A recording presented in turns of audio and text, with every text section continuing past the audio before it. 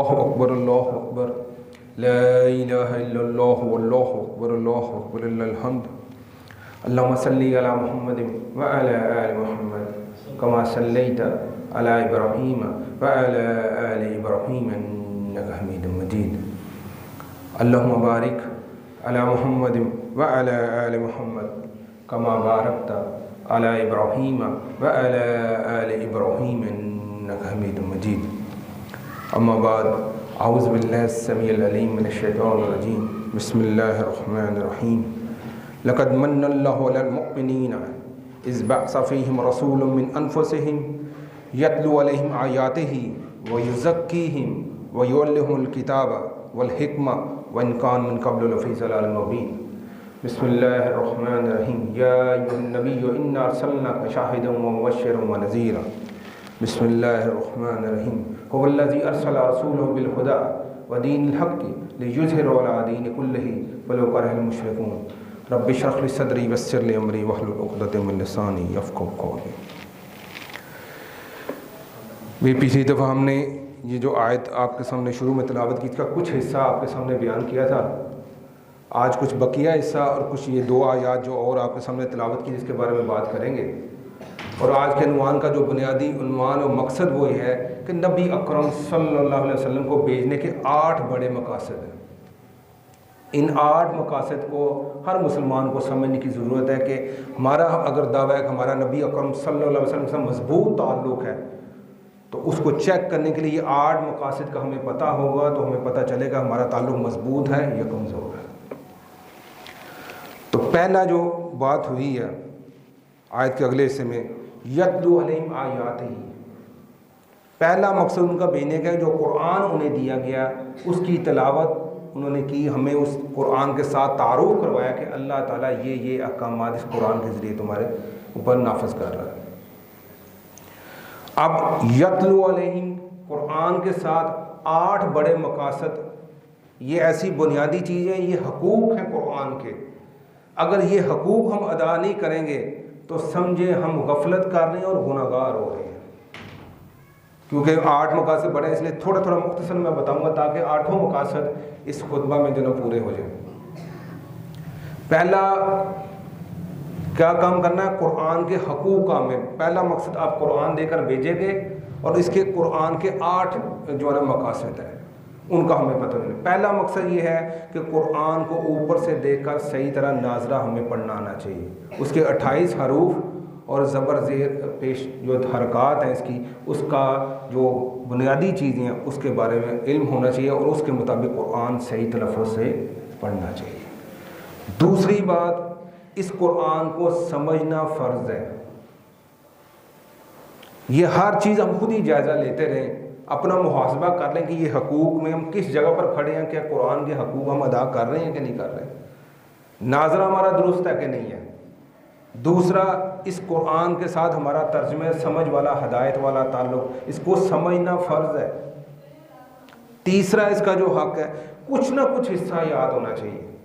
چلیں کچھ صورتیں، آدھا پارہ، 1 پارہ، کچھ نہ کچھ حصہ یاد ہونا چاہیے. بنیادی فہم پتہ ہونا چاہیے کہ جب قرآن کی آیت پڑھی جائے تو ہمیں پتہ ہو کہ اس میں کیا بات کہی جا رہی ہے. اور 5واں جو علمی حق ہے وہ یہ ہے کہ ہمیں اس پر غور و فکر کرنا ہے. پھر دوہرا رہا ہوں، 8 حقوق میں سے 5 علمی حقوق ہیں. ناظرہ درست کرنا ہے، ترجمے کے ساتھ جڑنا ہے، کچھ نہ کچھ حصہ یاد کرنا ہے، بنیادی فہم حاصل کرنا ہے، غور و فکر کرنا ہے. یہ حقوق ہیں، اگر ادا نہیں کر رہے تو ہم گناہگار ہو رہے ہیں. یہ سب سے پہلا سبق یہ ہے. اگر یہی ہمیں نہیں پتا تو ہماری تو پھر بحثیں ہیں، پھر 4 گھنٹے ہم سے بحث کروا لیں، ہم ایک دوسرے کے ساتھ سینگ پھنسا کے بیٹھ جائیں گے، اختلافی باتیں کریں گے اور کہیں گے بنیادی باتیں پتہ ہے، وہ کہیں گے وہ نہیں ہمیں پتہ، وہ بعد میں سیکھ لیں گے، لیکن پہلے اختلاف کر لیں یار، کیونکہ مجھے زیادہ علم ہے. اور علم کو جب چیک کریں گے تو یہ سب سے پہلا کام یہ ہے، ناظرہ ترجمہ کے ساتھ جڑنا، کچھ نہ کچھ حصہ یاد کرنا، بنیادی فہم حاصل کرنا اور غور و فکر کرنا. پھر کیا کرنا ہے؟ پھر 3 اس کے علمی عملی حقوق ہیں. 5 کے بعد 6 کیا آ گیا؟ اس طرح اس علم کے ساتھ، قرآن و حدیث کے ساتھ جس طرح قرآن کے ساتھ جڑنا ہے، احادیث کے ساتھ بھی کم سے کم اتنا جڑنا ہے کہ جو فرائض نماز ہے، روزہ ہے، زکوٰۃ ہے، حج ہے، خوشی ہے، غمی ہے، کاروبار ہے، جو جو معاملات فرائض کی حدود میں آتے ہیں ان کا احادیث کا علم حاصل کرنا بھی فرض ہے۔ اس طرح قرآن و حدیث کے ساتھ جڑ کر پھر سب سے پہلے 3 نظام جو اللہ نے کہا یہ تم نے نافذ کرنے ہیں۔ 3 جگہ اسلام کا نظام نافذ کرنا، اور پہلا نافذ کرنے کی سیڑھی یہ ہے کہ اپنے اس 5-6 فٹ کو وجود کو پیش کرنا ہے کہ یہ بھائی یہ اس پر اسلام کا نظام نافذ ہے، ظاہر سے لے کر باطن تک، عبادات، قائد عبادات، معاملات، اخلاقیات، ہر چیز پر یا ایھا الذین آمنوا ادخلوا فی السلم کافہ، پورے کے پورے اسلام میں داخل ہونا ہے، یہ فرض ہے۔ پھر اسے اپنے بیوی بچوں پر، گھر پر نافذ کرنا ہے۔ دوسرا اسلام کا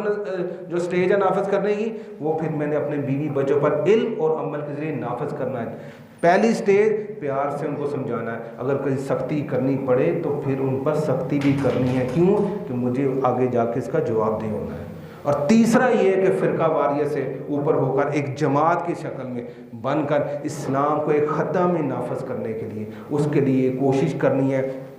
آپ کے پاس علم ہے تو علم کی مدد کر دیں، آپ کا مال ہے تو مال کے ذریعے مدد کر دیں، آپ کے پاس جسمانی طاقت ہے، جسمانی طاقت کے لیے جو جو صلاحیتیں اللہ تعالیٰ نے مختلف جس کو دیا ہے، اس نے اپنی ساری صلاحیتیں اس جماعت کے سر کھپا کر اور اس نظام کو نافذ کرنا ہے۔ یہ ہے پورا جو اس قرآن کے حقوق ہیں اور دین کو ہم نے نافذ کیسے کرنا ہے۔ اب یہ نہیں ہو سکتا کہ میں ایک جگہ پر، زمین پر، کسی جگہ پر اسلام کو نافذ کرنے کی کوشش تو کروں، نہ میرے 6 فٹ پر ہو، نہ میرے گھر میں دین ہو اور میں لوگوں کو دین سکھلاتا پھروں، تو یہ ایسے ہی ہے جیسے آپ جتنی مرضی کریں، کچھ حاصل نہیں ہوتا۔ ان